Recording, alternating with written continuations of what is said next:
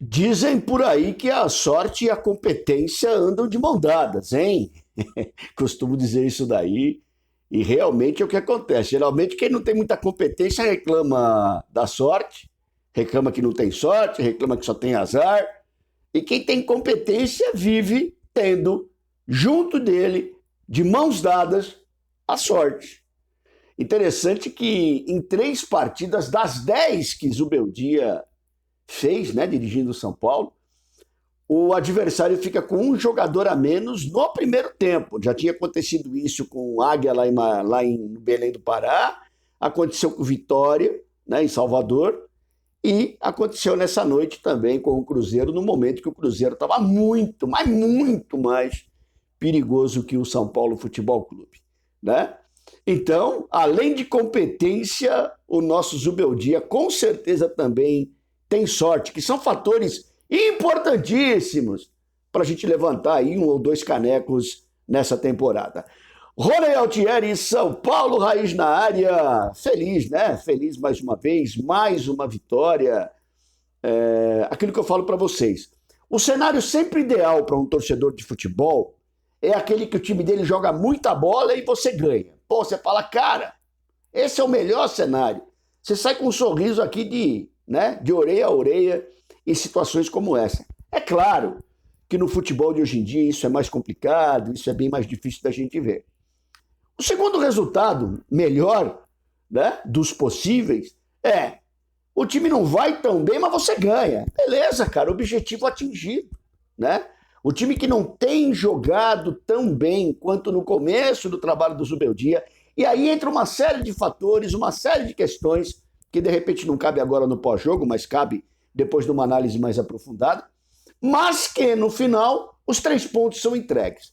Afinal de contas, essa campanha do Zubeldia em 10 jogos, rapaz, há muito tempo que eu não via não só no futebol, que eu não via no São Paulo Futebol Clube, né? Então, realmente, até surpreso com isso, porque a turma que defende, não, o treinador precisa de tempo para trabalhar, aquele papo todo que a gente escuta, tem aí o antídoto Zubeldia contra esse tipo de, entre aspas, desculpa, né? Porque o Zubeldia sem tempo nenhum para trabalhar, certo que agora ele tem tido aí algumas semanas, umas janelas aí, vai ter mais agora também pela frente, para poder tentar ajustar o time, para poder arrumar o time. Se a produção do time caiu um pouquinho, do outro lado, a sequência de vitórias, a entrega de resultados continuou no alto nível, né? São 10 jogos, 8 vitórias, 2 empates apenas, um time que fez 19 gols em 10 partidas, quase 2 gols aí por jogo, né? E tomou apenas em 10 jogos 4 gols. Cara, se a gente não considerar isso como alguma coisa além da curva, né? Fora da régua aí, vai considerar o quê? Tendo em vista que ele não ganhou jogador nenhum a mais do que aquele elenco que já vinha trabalhando com Carpini, que já vinha trabalhando com Dorival Júnior, grande parte do elenco que trabalhou com Rogério Ceni, enfim. O efeito Zubeldia realmente tem se feito presente no São Paulo Futebol Clube. Vamos lá, irmãos, analisar um pouquinho a partida, analisar um pouquinho o jogo. Interessante, né? O São Paulo faz um gol logo no comecinho do jogo e resolve o primeiro tempo. Salvou o primeiro tempo do São Paulo aquele gol. E resolveu o primeiro tempo. O São Paulo faz um gol logo no começo do segundo tempo e resolve novamente, não só o segundo tempo, como a partida como um todo. A partir daí, né, ficou um bate-bola aí, mais um proforme aí para esperar. Se o juiz tivesse terminado o jogo com 10 minutos do segundo tempo, tinha sido a mesma coisa, né? Logo no começo do jogo, primeira escalação, né? Primeira escalação, algumas coisas ali, a entrada do Moreira, que a gente tinha uma expectativa muito grande. Fica a pergunta no ar, o Moreira é de cristal, o Moreira é de biscuit, do que é o Moreira, né?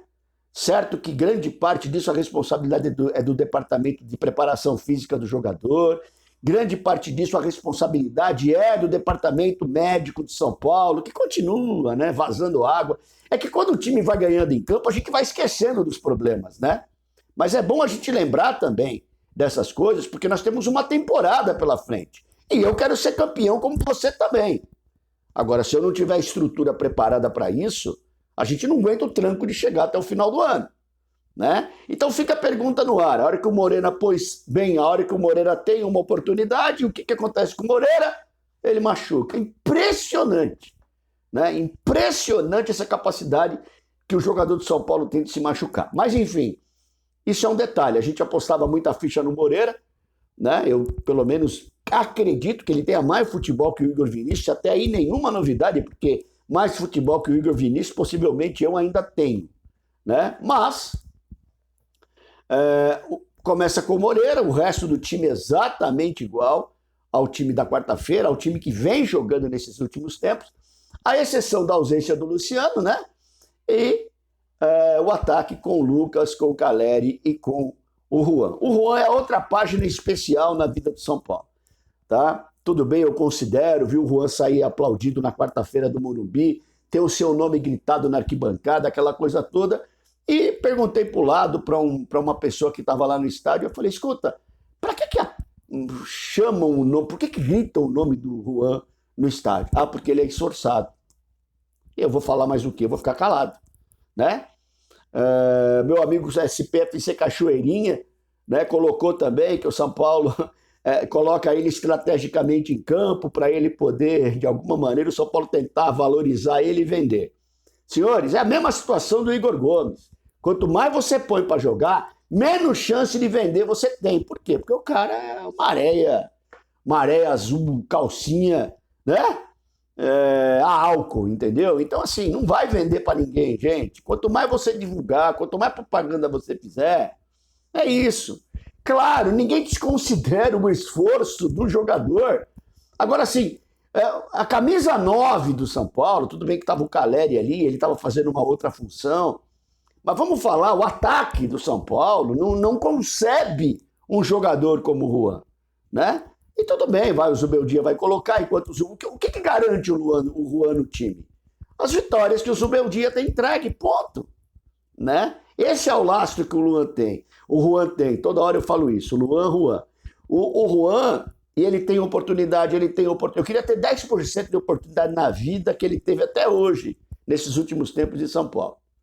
Né? E tem oportunidade, e aquilo, se movimenta, é veloz, chutou a bola na trave, né? Mas o que erra de passe, o que escorrega, o que é ineficiente, né? Não é jogador para o São Paulo. Mas enfim, eu não vou ficar falando do capítulo Juan. São Paulo começa até bem, tomando conta do jogo, logo de cara tal, mete um gol, caixa, jogada no meio, né, do Lucas, facilitada pelo goleiro, né, que acabou tomando um peru lá. Eu ainda acredito que o Lucas tenha mais espaço jogando pelas extremas. Mas, enfim, isso é uma outra questão. O São Paulo faz 1-0, você fala, cara, vai tomar conta do jogo. Né? O São Paulo vai tomar conta do jogo e completamente o contrário.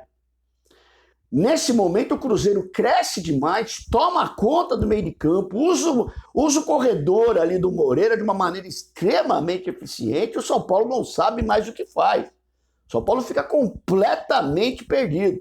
É aquele boxeador que tomou uma no queixo e ficou ali alguns minutos aí vendo estrela.